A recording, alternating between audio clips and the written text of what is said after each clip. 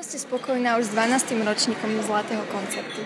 No, ja som veľmi spokojná, pretože keď si povie človek 12 rokov, tak je to dlhá doba a 12 rokov usporadovam tento koncert nepretržite. To znamená, to si nikto nevie predstaviť, zohnať na to peniaze, podmienky a tak ďalej, interpretov.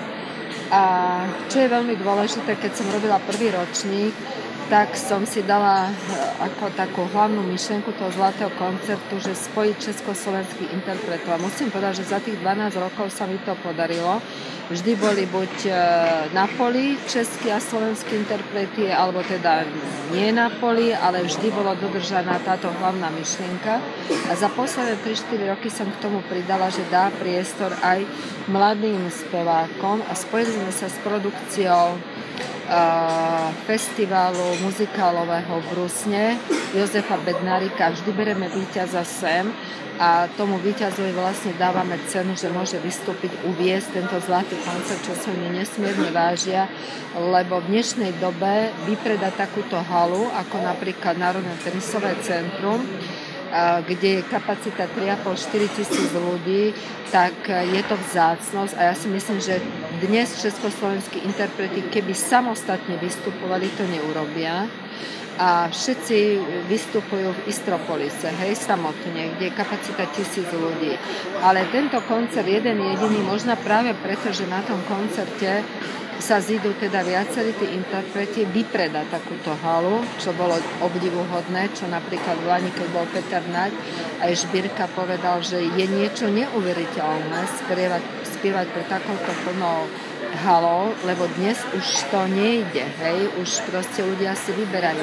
Dnes vypredajú zahraniční interpreti takéto haly, aj štadióny zimné, ale naši interpreti ťažko.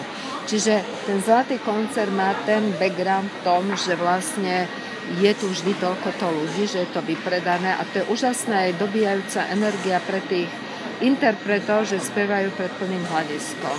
No, tak to je nenahraditeľné. Každý do toho dáva tú energiu. Vy ste videli, čo urobil Michal David, vy ste videli, čo urobil Patejdl. Keby to robil pred 50-100 ľuďmi, to neurobí. Ale proste tá atmosféra od tých ľudí ich nabíje energiou, že to potom takto vyzerá.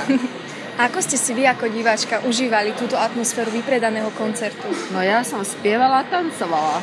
Ja som si to užila, keď už sme sa narobili na tom, v podstate ten koncert už začínate pripravať, tento skončil a už v januári začnete zmluvniť, lebo keby v januári a vo februári, keď nezazmluvníte tých interpretov na december, tak proste v priebehu roku je už neskoro.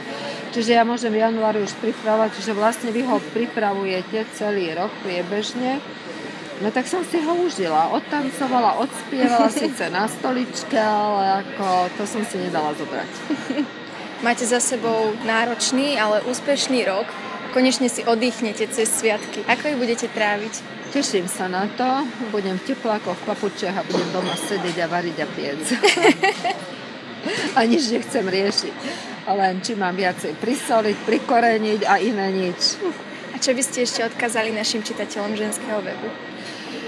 Čitateľom, divákov ženského webu, aj divákov musím povedať, lebo prinášam aj online prenosy. Dúfam, že dneska ich bolo dosť. Budem teda nedočkavo čakať číslo zajtra, ktoré teda nám povie, koľko to pozerali na online prenos, alebo tí, čo sa nemohli dostať sem, tak sme ich smerovali na online prenos. Príjemné Vianoce. Dúfam, že si užili na tých online prenose užili tento koncert. A aby taká atmosféra, aká bola tu, aby ju preniesli domov a aby si vážili jeden druhého a aby vlastne prežívali tie sviatky s tými najbližšími a naozaj si vážili spoločnosť tých najbližších, lebo môže to byť mnohokrát aj posledný krát, čo si neuvedomujeme, ale život je bohužiaľ taký.